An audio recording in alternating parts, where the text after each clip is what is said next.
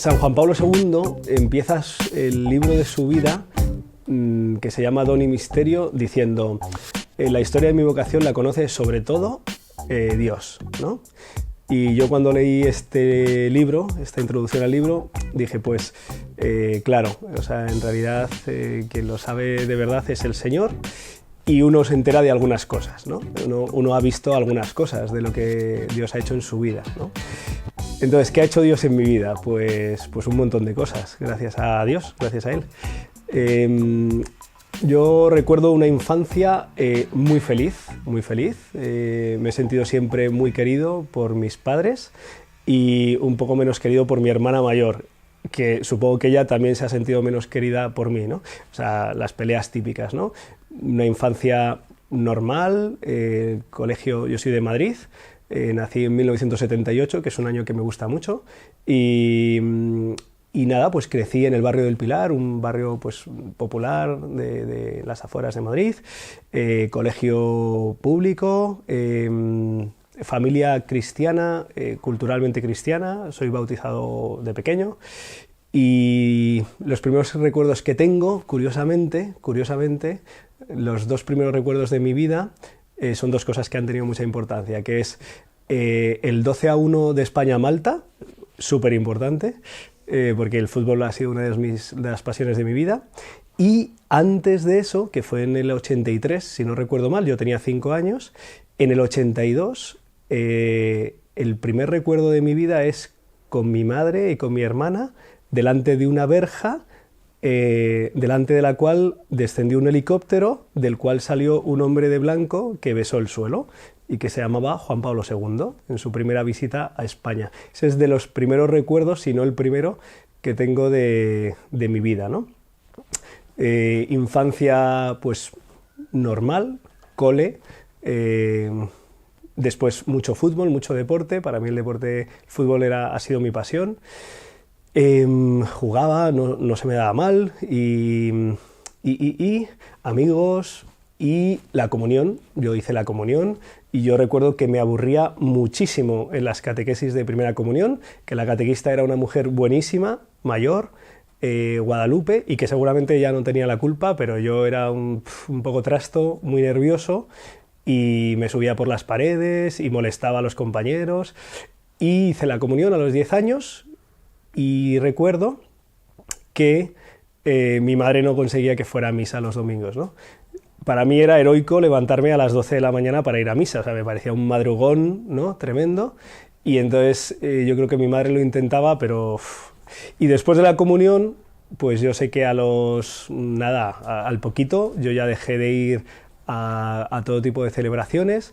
Recuerdo que me empezó a gustar una chica que se llamaba Ariadna, recuerdo, esta mujer pues no sé dónde estará, pero y que me enteré que iba a misa, y entonces hubo un domingo que me metí en misa y me di cuenta de que no estaba, y me dio vergüenza salirme de la misa ya empezada y me quedé.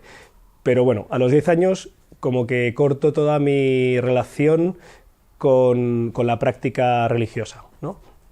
Mi madre, yo sé que ella rezaba y que iba los martes a un santuario de San Antonio, y no me acuerdo a qué más sitios, y es muy devota de Jesús de Medinaceli, y luego de una santa que tenía un nombre muy raro, que era Maravillas de Jesús, y que yo creo que todavía no era santa, pero que mi madre le rezaba, ¿no? Y así transcurre mi adolescencia, termino la EGB, yo soy de EGB, y vamos al instituto, que era una aventura, ibas con 14 años, y por supuesto yo seguía, pues bien, mi vida, estudios, fútbol, amigos, amigas, y todo bien, ¿no? Y nada de práctica ni de oración. Alguna vez, creo recordar, pasó por ahí otra chica, se llamaba Marina, que dije, qué chica más interesante. Y me enteré que iba a una cosa que se llamaba confirmación. Y yo dije, pues lo mismo me apunto, ¿no? Pero luego debió de cruzarse alguien más y ya no me apunté, ¿no? Y también recuerdo alguna vez en mi habitación, pues algún día, de hacer como una especie de oración, ¿no? Yo solo en mi habitación, pues levantar la mirada y decir, pues pasa esto en mi vida o le pasa esto a alguien y tengo como la necesidad de dirigirme a alguien. Y entonces pues recuerdo alguna oración así en medio de mis 14, 15 años, 16 años, ¿no? Yo seguía estudiando, se nos daba bien, y yo seguía jugando al fútbol, que también iba bien la cosa, y llegué al año de COU, ¿no? Tenía 17 años para 18, y ahí entra en juego, entra en mi vida una persona muy importante, que fue mi profesor de la asignatura de filosofía, Javier Mula. Y Javier Mula y la asignatura de filosofía, que empezaba con los presocráticos y la búsqueda del arjé, el principio de todas las cosas, de la vida, ¿no? Y tal, pues esa cuestión, ¿no? Sócrates, ¿no? Que de repente te enteras que hay un tío que por encima de su vida pues está la justicia y la verdad, ¿no? Y no ceder ante los sofistas, ¿no? Que eran, pues eso, unos manipuladores, ¿no? Si quieres. Y Aristóteles y Sócrates y Platón y bueno, y la pregunta por la vida, por la felicidad, por el sentido, por la muerte, y él, ¿no? Este profesor que parece que me parecía, ¿no? Que todo esto que contaba él lo vivía, ¿no? Él vivía las cosas con sentido, con verdad, con cariño, le importaba lo que hacía, le importábamos los alumnos, ¿no? Yo con 17 años, pues supongo que era, pues como todo el mundo, pues un poco pasotilla, y los de Madrid, esto de ser un poco chulillos también como que nos viene un poco de fábrica, ¿no? Pero él pues sabía llegar, sabía invitarnos a entrar en las cosas, en la asignatura, en la verdad, en el sentido. Recuerdo una vez que preguntó en clase, ¿qué buscáis en la vida? ¿No? Y entonces yo en la última fila estaba sentado, la penúltima, no me acuerdo, levanté la mano y pasarlo bien, ¿no? Y entonces él me dijo, pasarlo es como algo que no permanece, que no es estable, que no es para siempre. Dice, ¿no te gustaría más ser feliz? Sí, suena bien, ¿no? Bueno, y ahí, pues, ese año, ¿no? Ese año de 17, 18 años, esta relación, yo alguna vez, ¿no? Pues dije, Javier, ¿tú por qué vives así las cosas? ¿Tú por qué tal? Recuerdo que al final ya de curso, él me dijo, bueno, para mí es muy importante la fe, Jesús, ¿no? Y yo le dije, año 95, 96, yo dije, Javier, todo el mundo en España más o menos cree en Jesús, tiene fe. Y bueno, luego ya me di cuenta de que no era lo mismo, ¿no? Pues tener una idea vaga, una referencia tradicional, que tener una relación viva y personal, ¿no? Y en este verano había que decidir carrera, yo había estado pensando, yo quería ser futbolista, ya a esa edad me daba cuenta de que estaba bastante chunga la cosa, aunque jugué en las categorías inferiores del Madrid y luego jugué en alguna categoría importante en juveniles, pero bueno, estaba difícil la cosa. Y entonces pensé, bueno, pues si no voy a ser futbolista, puedo ser periodista deportivo, ¿no? Me encantaba El Larguero, José Ramón de la Morena. Alguna noche fuimos ahí a la cadena SER a escuchar el programa en directo. Total, que en el año, finalizando el curso, elijo periodismo para hacer periodismo deportivo, ¿no? Bueno, ya no creo que sea futbolista, pero puedo contar cómo juegan al fútbol los demás y me lo paso bien. Y este profesor me invita a un curso de verano que se llamaba Universitarios Hoy, Líderes Mañana, ¿no? Entonces yo digo, líderes, esto suena un poco raro, ¿no? Un poco elitista, un poco... Pero claro, o sea, cuando una persona de confianza te invita, pues yo qué sé, pues bueno, Javier, venga. Entonces a un buen amigo del fútbol, le dije, vente tío, porque a estas cosas, en fin, ir uno solo. Me acuerdo además que era la selectividad, ¿no? Terminada la selectividad, nos íbamos los amigos del instituto a Rascafría, nos íbamos con las tiendas de campaña y el título del encuentro era la acampedo. No la acampada, sino que ya tenían muy claro cuál era el objetivo y el sentido de ese encuentro de esos días, ¿no? Yo nunca había acampado, pero bueno, era celebrar la selectividad, aunque solo fuera a terminar, pues merecía la pena, ¿no? aunque yo pues, no bebía por el fútbol y tal, y bueno. Y después, justo después, yo me tenía que venir un día antes para ir a este encuentro en el Escorial, en los cursos de verano estos del Escorial, sobre la universidad. Total, que aposté y fui para allá, dejé a mis amigos ahí medio, medio regular, y yo me fui al Escorial, y esa semana pues a través de charlas, de conferencias, de conocer un poquito más la historia de la universidad, el sentido que había tenido, descubrí que en la vida, aparte del fútbol y de sacar bien tus notas y no sé qué, pues que el paso a la universidad era una ocasión como decir, oye, yo qué pinto en la vida, qué pinto en este mundo, qué quiero hacer, qué quiero aportar, ir a la universidad para formarte bien y encontrar la forma de dejar un mundo mejor, y que es también una forma como de desarrollarte tú personalmente, de realizarte, tal. Para mí eso fue como, que en el mundo en la vida hay más cosas de las 2 o 3 que yo manejaba, ¿no? Y eso, acompañado también de una admiración por alguna de las personas que estaban ahí, entre ellos mi profesor de filosofía. Yo intuía que aquí había alguna referencia religiosa, cristiana.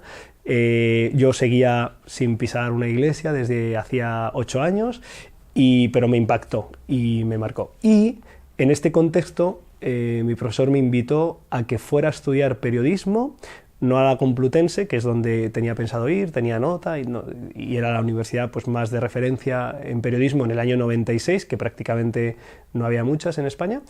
Y me invitó a ir a estudiar a la universidad donde él daba clases, que era la Universidad Francisco de Vitoria, muy jovencita, con un plan de estudios complutense, pero con un proyecto, un ideario en este sentido, ¿no? de formar universitarios que luego puedan ayudar a la sociedad a ser plenamente pues, justa y humana y tal.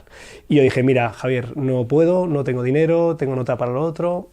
Total, abrevio. Al final fui a ver si había posibilidad de beca, opté, me concedieron esa posibilidad y entré a estudiar periodismo en la Universidad Francisco de Vitoria.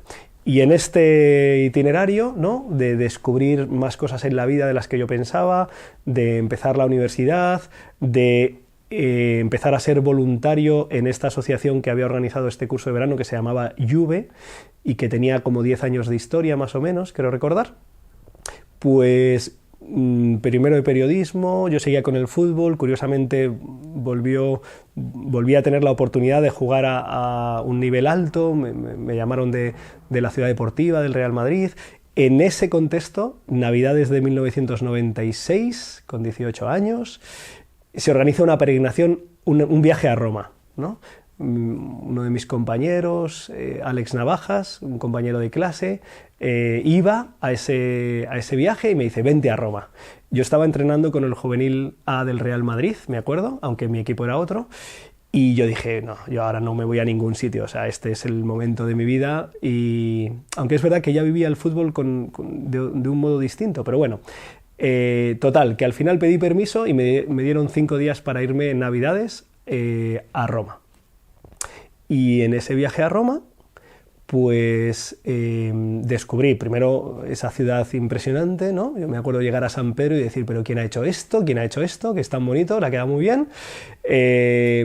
Me pregunté si esto que había ayudado al profesor Javier, que era Jesús, la fe, a mi amigo Alex, que era la fe, si esto que había levantado esas iglesias, esa belleza, me acuerdo, para que veáis un poco cómo estaba despistado respecto a la fe, pues me acuerdo que cuando entrábamos en las iglesias, los 2 o 3 con los que yo iba, pues ponían la rodilla en el suelo y yo decía, ¿pero qué hacéis? Y dice, pues mira, es que eso es el sagrario. ¿Y qué es el sagrario? Pues en ese lugar, en esa cajita, no sé cómo me lo explicarían, está Jesús. Y digo, no cabe Jesús, ¿sabes? Que es muy pequeña para que entre un hombre. Y dice, no, mira, ¿te acuerdas? La última cena, la Eucaristía. Yo no sabía nada, ¿no? Y en ese contexto, el 22 de diciembre de 1996, en la Basílica de San Pedro, pues experimenté que ese Dios del que en algún momento pues me había hablado Javier o Alex o tal, pues experimentaba su presencia, ¿no? Y además me acuerdo, ¿no?, que que decía, tranquilo, Julián, esto se llama autosugestión, tú lo controlas, tío. Pero pasaba el tiempo, la emoción era más intensa, la sensación como de plenitud, también un poco de... O sea, como de que descubres algo muy grande y entonces, no sé, el pecho como que se te llena un poco, ¿no? Y se lo dije, le dije a mi amigo Alex, le dije, me ha pasado una cosa muy rara. ¿Qué te ha pasado? Como que he experimentado la presencia de Jesús. Y dice, pues eso le ha pasado a millones de personas a lo largo de la historia. Así, sí. Y entonces le dije, bueno, ¿y ahora qué hago? Me dice, ¿hace mucho que no te confiesas? Pues desde la comunión. Dice, pues confiésate. Digo, pues no me voy a acordar, ¿eh? No me voy a acordar de todo lo que ha pasado estos 8 años. Total, que busqué a un sacerdote y me confesé. Y me confesé. Y volví a Madrid al día siguiente y se lo conté a mi madre. Mi madre me miró como muy extrañada. ¿Qué te ha pasado, hijo mío? Pues no sé, que como que me he encontrado con Dios, pero hijo mío, ¿qué te ha pasado? Tal, fue muy divertido. Al día siguiente, Nochebuena, yo dije, oye, yo quiero ir a la Misa del Gallo. Y dice, pero ¿cómo que a la Misa del Gallo? Si no hemos ido nunca a la Misa del Gallo. Fuimos a la Misa del Gallo. Bien, y ahí empezó pues mi caminar con el Señor, ¿no? Con ese Dios que de repente te enteras que no está lejos, no solo que no existe, sino que existe, que está cerca, que tú le puedes conocer, que te quiere, que... Buah. Entonces yo volví a mi vida, es decir, a seguir entrenando y a la carrera de periodismo, y en la universidad me acerqué al capellán y le dije, pues yo quiero conocer la fe. Y me preguntó si yo estaba confirmado, le dije, no estoy confirmado, y entonces empezó la preparación a la confirmación, pues los mandamientos, el credo, tal, y yo cada semana me tiraba 2 horas hablando con el padre Méndez. Y pues creo en Dios, Padre Todopoderoso, Creador del cielo y de la tierra. Muy bien, ese es fácil. O sea, esto lo ha tenido que crear alguien, tiene que ser poderoso y majo y le ha salido muy bien la cosa. Va. O sea, cosas de la fe que como que entran pues muy bien a la razón, ¿no? Pero luego llegaron los puntos difíciles que ya tocaba más la vida, ¿no? De cómo uno vivía las cosas. Que tenía que ver pues, con la moral sexual, o sea, con cómo te relacionabas tú con los demás, en concreto con las chicas. Y bueno, pues ahí tuvimos nuestras luchas, nuestras peleas, hombre, padre, tampoco hay que exagerar, tal, no sé qué. Y luego también me acuerdo del misterio de la Eucaristía. O sea, para mí era inverosímil pensar que de verdad Jesús estaba en esa circunferencia blanca, que era un pan, que parecía pan, sabía pan, ¿no? Tal. Y él me decía, bueno, es que es lo que dice Jesús, esto es mi cuerpo, ya es una forma de hablar, ya, pero es que los judíos se escandalizan. Bueno, yo qué sé, era el contexto. Es que tú piensas que hubiera sido mucho más fácil para los discípulos decir, es un signo, es una... No, decían que era él, porque Jesús había dicho que estaba ahí, que se quedaba ahí. Y yo recuerdo empezar a pasar a la capilla de la universidad, porque ya me dijo el padre Méndez, mira, ya no me lo cuentes a mí, se lo tienes que contar a él. Tú vete todos los días a la capilla, un ratillo, y le dices, Jesús, si estás ahí, que yo me entere. No sé si con estas palabras o algo así. Y empecé febrero, marzo, abril, y finales de abril o principios de mayo, ya no me acuerdo, me confirmé, porque fue un curso express, o sea, intensivo y tal, y yo no sé en qué momento, pero desde la primavera del año 97, no sé si marzo, no sé si abril, no sé si mayo, entró en mí una certeza, una seguridad de, claro, estás aquí, y porque estás aquí pasa todo lo que pasa, ¿no? O sea, que la gente pues te sigue, tiene una relación contigo viva, te comulga, esto es lo que me ha pasado a mí, y nunca más he vuelto a tener dudas sobre la presencia real de Jesucristo en la Eucaristía, ¿no? Desde hace casi 10 años todos los días consagro a Jesucristo, ¿no? Y es el momento más intenso de la celebración, sin duda, y yo digo, gracias, Señor, ¿no? Gracias por no... pues por saber que estás aquí, bueno, por estar aquí y que yo lo viva con mucha confianza, ¿no? Y con mucha alegría. Y bueno, me confirmé. Y después ya entré más en vida de iglesia, de práctica dominical, de catequesis, de formar mi fe. Al año siguiente, con la universidad fui de misiones en Semana Santa a Bosnia-Herzegovina.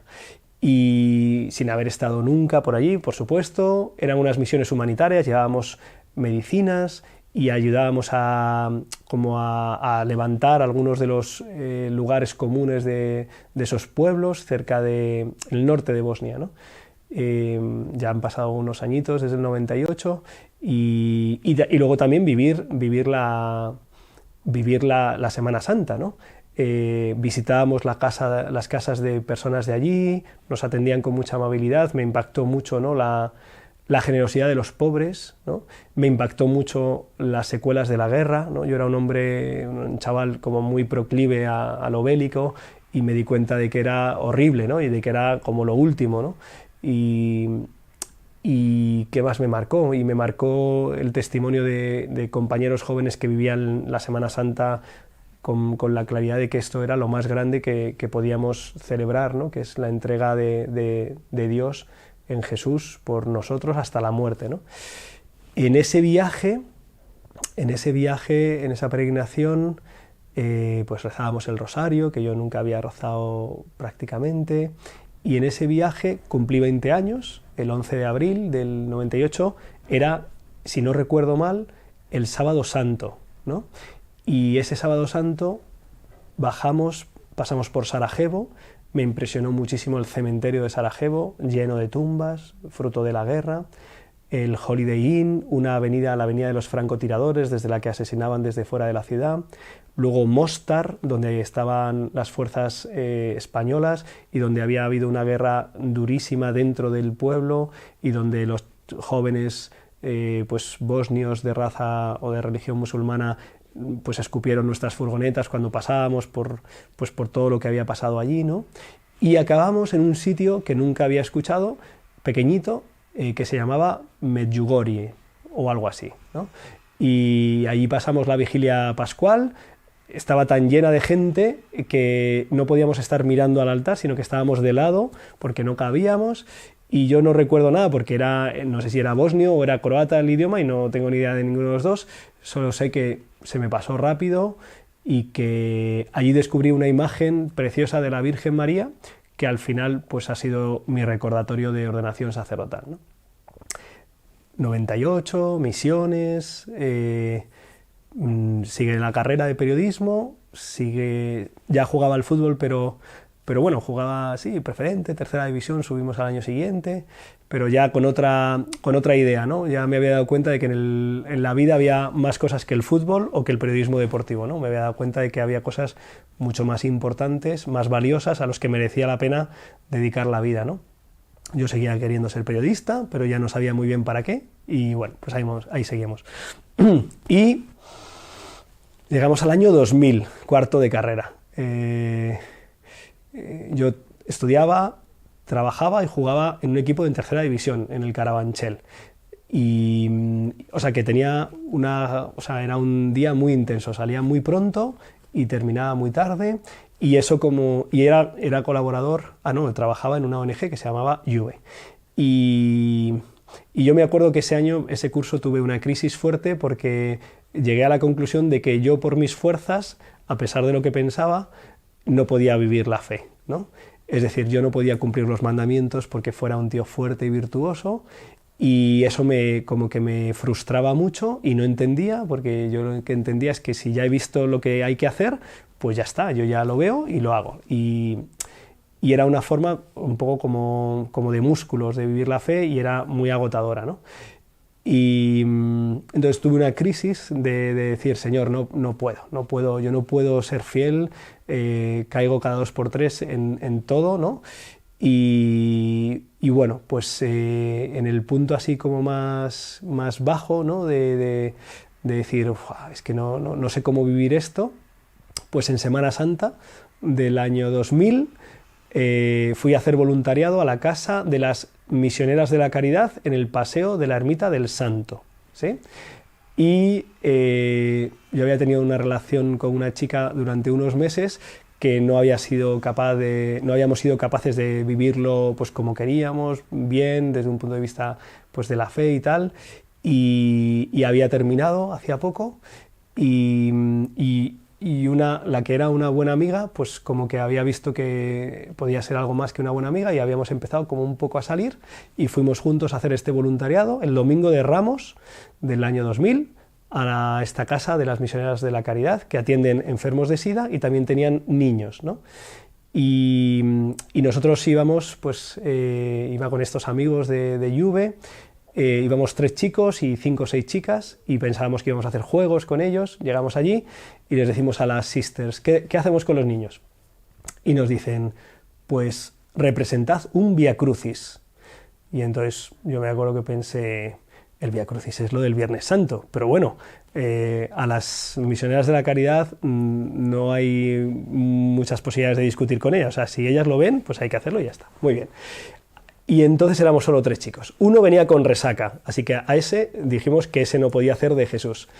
Y estábamos Josele, un buen amigo también del fútbol, y yo, y me dijo, oye, tú estás más metido en estas cosas, así que tú haz de Jesús. Así que yo, no sé, me pondría, supongo, una sábana y buscaríamos una cruz, o nos darían una cruz, y empieza el Vía Crucis representado, ¿no? Primera estación, Jesús es condenado a muerte. Segunda estación, Jesús carga con la cruz.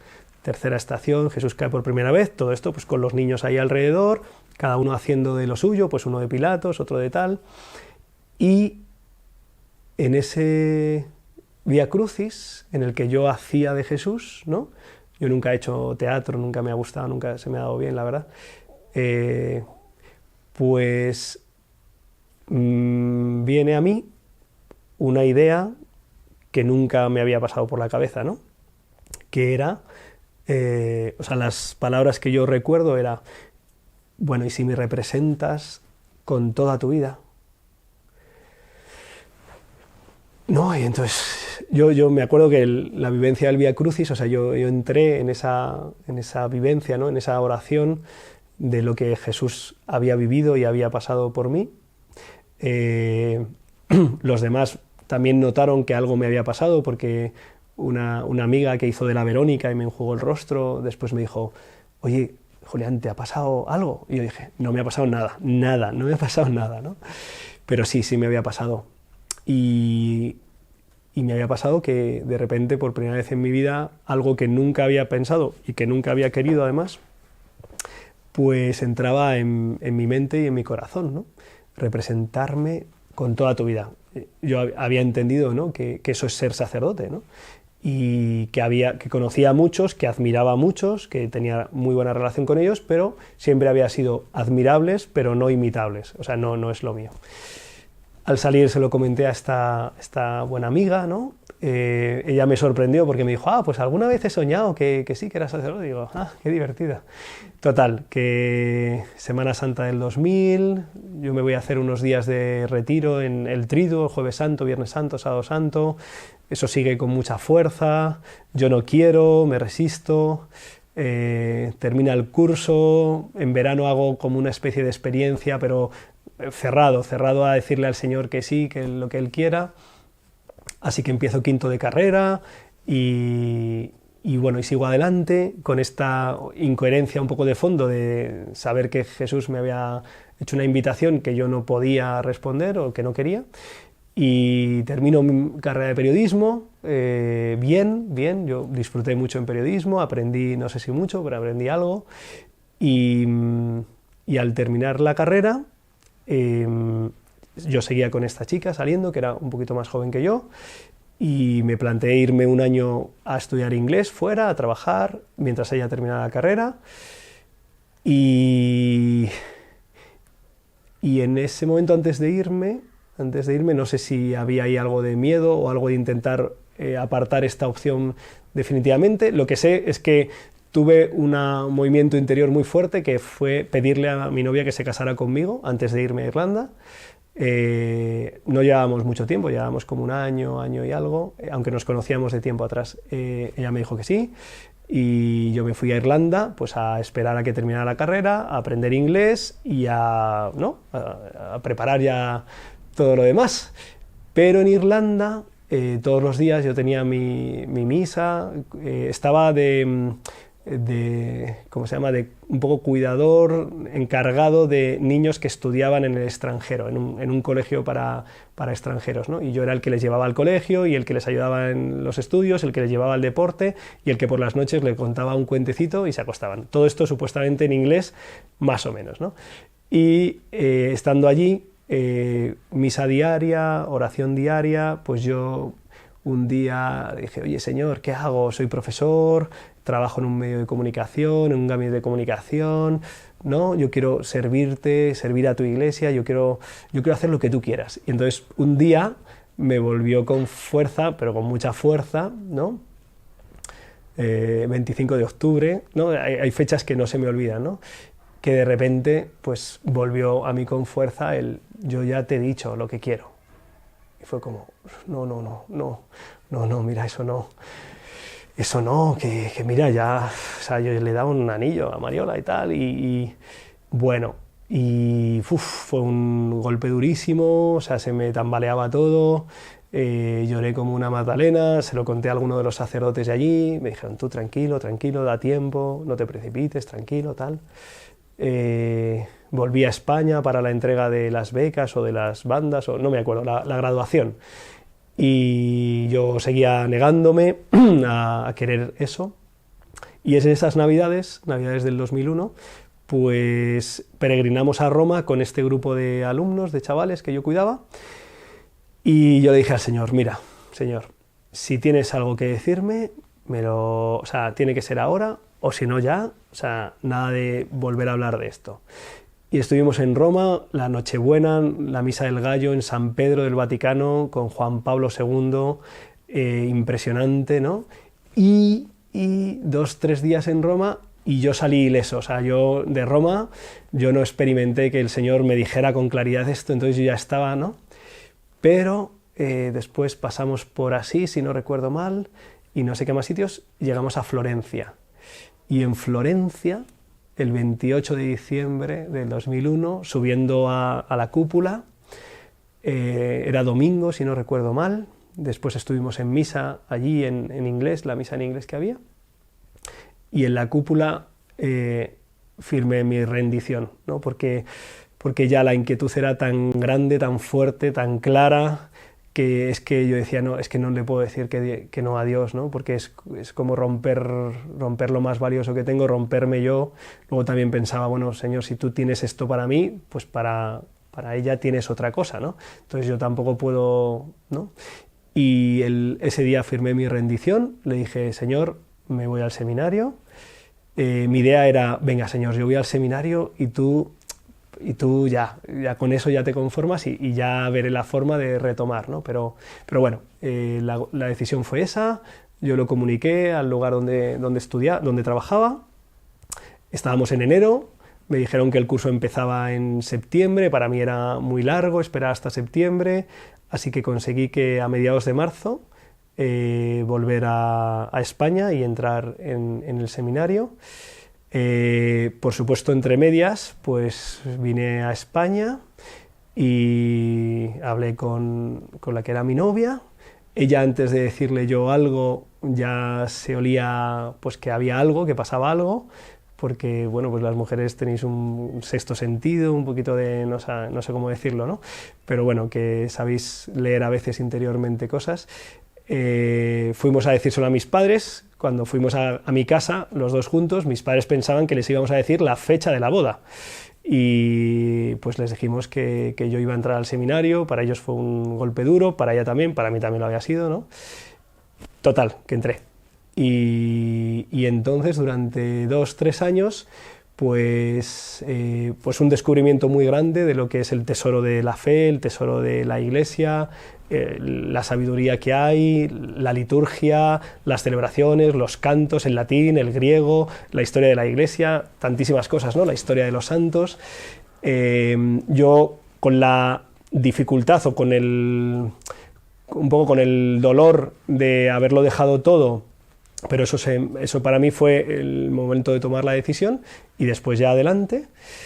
Y luego, pues con la idea de, Señor, tú me has pedido que entre al seminario, pero no, todavía no está claro que quieras que sea sacerdote. A lo mejor todavía puedo salir, puedo volver con esta chica, con mis estudios, con mis carreras, tal. Y bueno, pues por gracia de Dios, en unos ejercicios espirituales, ya en tercero de seminario, si no recuerdo mal, pues en esos ejercicios espirituales vino como la gracia complementaria, la luz, ¿no?, de decir, bueno, yo te he llamado porque quiero que seas sacerdote, ¿no? O sea, esa luz primera de aquel Vía Crucis con las misioneras de la caridad, pues que yo había intentado un poco como negociar, que me había apartado, que me había resistido. En el seminario yo lo vivía bien, pero vivía como con esta duda, ¿no?, de si sería lo mío, ¿no? Y bueno, pues ya en tercero del seminario fue un punto de inflexión. Me acuerdo, ¿no?, hablándole a mis compañeros de la experiencia de misericordia, ¿no?, porque para mí que Dios tuviera tanta paciencia conmigo, que me hubiera esperado, que hubiera permitido que yo muchas veces le hubiera dicho no puedo, Señor, y que Él no hubiera tirado la toalla, ¿no? Pues para mí fue una experiencia grande de misericordia, de descanso, de decir qué bueno eres, Señor, de decir esto es lo más grande, ¿no? Pues dedicarme a ti, ¿no? Dedicar mi vida para ti y para lo que tú quieres hacer en el mundo, ¿no? Yo disfruté mucho en el seminario, muchísimo, en el seminario diocesano de Getafe, con unos compañeros fantásticos, con los que pues ahora mismo sigo teniendo una relación viva de ayuda mutua, ¿no? Pues el primer obispo, don Francisco, al que conocí poco porque murió repentinamente, don Joaquín, luego el obispo, el que fue mi obispo, el que me ordenó, el rector del seminario, don Rafael Zornoza, los formadores, bueno, fue una gozada. O sea, el seminario fue un auténtico descubrimiento, porque yo pensaba que al seminario solo entraban pues gente que no tenía otra opción. Este era así como un poquito el pensamiento de un joven que decía, bueno, a esto se meten los que no tienen otra, ¿no? Y de repente te das cuenta de que el Señor, pues a quien quiere, pues le llama, y pues gente con una calidad humana y espiritual, ¿no? Pues estoy pensando ahora pues en algunos de mis compañeros, ¿no? Pues Gaby, Rafa, Cruz, Juan, Laure, tantos, ¿no? Pablo, Chema, David, en fin, y muchísimos que he conocido, ¿no? Y que sigo teniendo pues su fraternidad, su amistad sacerdotal. Y pues terminé el seminario, fueron 8 años, ¿no? No está mal. Y disfruté estudiando teología, disfruté aprendiendo en las parroquias, primero en Parla, después con un grupo de montañeros haciendo aventuras en las montañas y tal, después en Brunete, y disfruté mucho hasta que llegó el momento en el que, pues, completados los estudios, y pues era el momento de pedir que a la Iglesia que te ordenara, ¿no?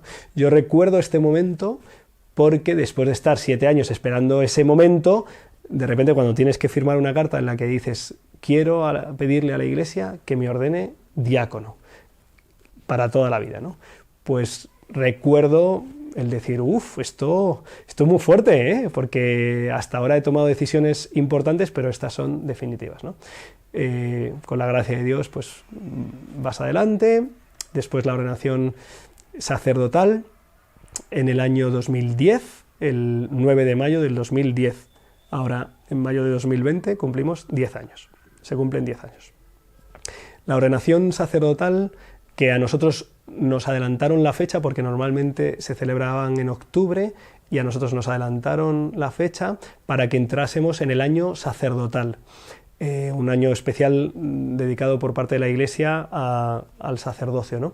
Un año también muy especial porque fue el año, esa primavera, a partir del 19 de marzo, en el que empiezan a aparecer con mucha fuerza en los medios de comunicación el tristísimo tema de los abusos por parte de clérigos a menores, ¿no?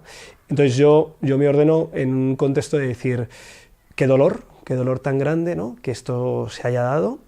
Y bueno, Señor, pues aquí estamos para que pueda tu rostro pues estar en el mundo y que tú lo cambies todo, ¿no? Que cures las heridas en las víctimas, que cambies los corazones de quien ha cometido este abuso grave, ¿no? Y que nos ayudes a todos a que la Iglesia sea lo que tú quieres que sea, ¿no? Que es un lugar de santidad, de bendición, seguro, ¿no? Un lugar humano, ¿no? Para crecer.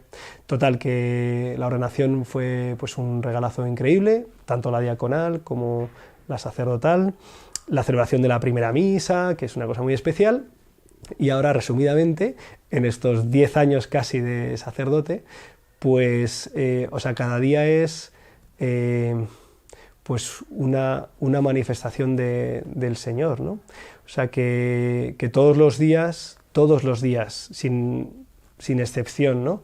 Todos los días hay consuelo de Dios para personas, ya sea en la confesión, ya sea escuchando, ya sea visitando, ¿no? Acabo de casar a una parejilla muy joven, que él pues tiene un cáncer terminal, tiene 27 años, ¿no?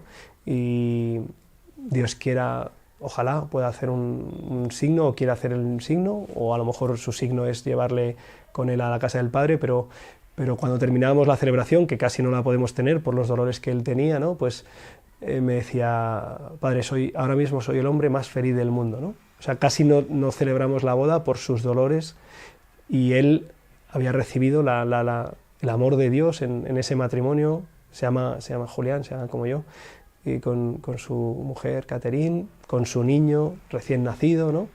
Y esto es, o sea, quiero decir, la visita a las personas que están en casa, que no pueden salir por enfermedad, el ejemplo que ellos dan de cómo Dios lo cambia todo, ¿no?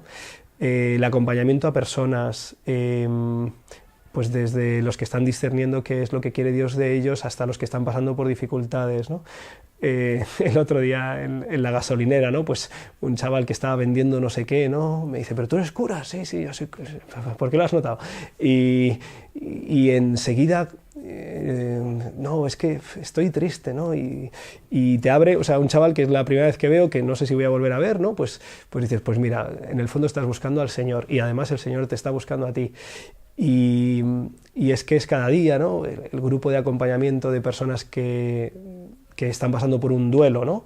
Que han tenido la muerte de seres queridos que les ha roto por dentro, ¿no? Pues ver cómo el Señor recompone, cómo el Espíritu Santo alegra, acompañando pues realidades de la Iglesia, como cursillos de cristiandad, los movimientos, otros movimientos en la Iglesia, en mi parroquia, ¿no? Pues tanto primero en Brunete, luego en Leganés, ahora en Cienpozuelos, tanta vida, ¿no? Tanta vida, tanta gracia del Señor, tanta bendición en los matrimonios. Sobre todo me doy cuenta de, o sea, que si no fuera por el Señor, de verdad que esto no se sostendría, ¿no? No tendría ningún sentido. Pero Dios lo ilumina todo, ¿no? Ilumina las alegrías y las penas, la salud y la enfermedad, la vida y la muerte, ¿no? Y es una gozada dedicar mi vida a ti, y por poder dedicarme a tus hijos, para que tú estés cerca de ellos, ¿no? Y bendigas. Y yo estoy convencido de que el Señor me ha llamado a ser sacerdote para salvarme a mí, ¿sabes? Porque veo tanta gracia. Es una pena que esa gracia yo no la vea tanto. O sea, mira, Señor, ya que haces tanto, pues aquí también, ¿no? Y dices: bueno, pues a lo mejor, Señor, lo permites para que uno pues sepa que siempre está necesitado de suplicarte tu amor y tu misericordia, ¿no? Y perseverar en la fe, a pesar de las cruces, de las dificultades, a veces de las incomprensiones. Y muy dichoso y muy feliz de ser sacerdote, ¿no? De ser de Cristo, de servir a la Iglesia y de anunciarlo al mundo. No he tenido dudas en estos 10 años no he tenido dudas de mi fe, de la fe en Dios, ¿no? Y no he tenido dudas de mi ejercicio del sacerdocio. Lo que sí he tenido es pues dejarme llevar por el pesimismo, o por el cansancio, o por el desánimo, o que crees que es lo que tú haces lo que va a cambiar las cosas y lo que va a traer bendición, y el Señor pues te tiene que hacer ver que no es eso, ¿no? Y entonces pues tienes que purificar muchas cosas y eso siempre es doloroso y a veces pues te baja el ánimo, aunque el Señor me ha regalado algo que le estoy muy agradecido, que es pues que me da un ánimo alegre y yo además me ha dado eso y soy súper despistado y desmemoriado, entonces si pasa algo mal pues es que al día siguiente no es que él me haya recuperado, es que no me acuerdo, ¿no? Y el Señor tiene sus caminos, ¿no? Entonces dudas no, yo he ido confirmando siempre, ¿no? que Dios está. Luego reconozco que le he pedido 1000 veces por personas y no digo siempre, pero muchísimas veces el Señor no ha hecho lo que yo le he pedido. Entonces, bien, Señor, tú eres soberano, yo te pido lo que creo que es lo mejor y tú sabes lo que es lo mejor, ¿no? O sea que hay muchas veces que no ves, que no entiendes, pero nunca he tenido, gracias a Dios, y le pido que no me deje de su mano, el decir, joder, que a lo mejor esto no es así y tal. Eso no. Sí he experimentado, oye, a lo mejor no lo sabes hacer, ¿no? A lo mejor te faltas, o sea, seguro que si tú tuvieras más a Dios en tu vida, muchas de las cosas que ves y que no puedes con ellas, el Señor las haría. Pero pues me falta oración, me falta renuncia a mí mismo, eso es verdad. Pero gracias a Dios, no, dudas no. Pues el mejor han sido tantos que no me viene, ¿no? No me viene. Yo tengo una notita, o sea, en el móvil, ¿no? Tengo una nota de cosas que me han pasado, ¿no? Y hace no demasiado, como las revisé y se me habían olvidado por completo. Son cosas, algunas muy, muy, muy fuertes, ¿no? Pues yo qué sé, de acompañar o de ayudar a conversiones o acercarse, pero uno tiene la fragilidad de la memoria muy, muy desarrollada. Ha habido cientos de cosas preciosas de ver la acción de Dios y de que uno es testigo, a veces un poco instrumento. Y es que no sabría ahora mismo decir de todas esas cosas que me vienen, pues, no sé, me vienen algunas personas, ¿no? a la mente de cómo el Señor ha hecho cosas preciosas en ella, pues esas han sido, yo creo que, de las cosas más bonitas, ¿no? Y, y lo peor es cuando uno ve que por uno o no llega la gracia, o no has sabido ayudar, o eres testigo pues de que el mal golpea a veces con mucha fuerza, ¿no? Y eso pues también está en nuestra vida, ¿no? Hay que descansarlo en el Señor. Estoy pensando también en algunas personas que por debilidad pues se han hecho daño y a lo mejor uno ha estado ahí, ha estado aconsejando, ha estado rezando y aún así se ha dado, ¿no? Es verdad que uno siempre sabe que el Señor tiene capacidad para rehacerlo todo, pero eso es lo más doloroso. Pues, o sea, mirando hacia atrás, sí que he visto, digamos, como un par de situaciones, un par de momentos en mi vida en los que Dios me ha preservado de hacerme daño, de entrar por caminos, pues, chungos, ¿no? Y que nunca me he explicado muy bien, ¿no? Que nunca he entendido muy bien por qué no crucé a lo mejor una línea, por qué no tomé la decisión que era como más fácil, más evidente, que tenía más sentido conforme a lo que yo vivía, ¿no? Pues tiene que ver pues con el tema del mundo de las drogas, ¿no? Que yo con mucha simplicidad evité, pues en el ámbito a veces del equipo de fútbol y tal, no por virtud, sino un poco como por preservarme con una inocencia que yo digo, pues debió ser esto, ¿no? Y luego también en una relación con una persona, pues también me pregunté, qué raro fue esto, ¿no? Y como que me ha dado la impresión, ¿no? de que el Señor me preservó, me cuidó y por eso pues salí un poco de esa situación airoso. Y sí, eso, digamos, volviendo la vista atrás, sí que he reconocido que ahí como que no hubo una parte consciente de mí, una decisión virtuosa por el bien, por el tal, sino como un cuidado, ¿no? Un cuidado, eso, y las personas que el Señor ha puesto en mi camino, ¿no? que me han ayudado muchísimo y han sacado de mí cosas que yo por mí mismo no hubiera sacado, ¿no?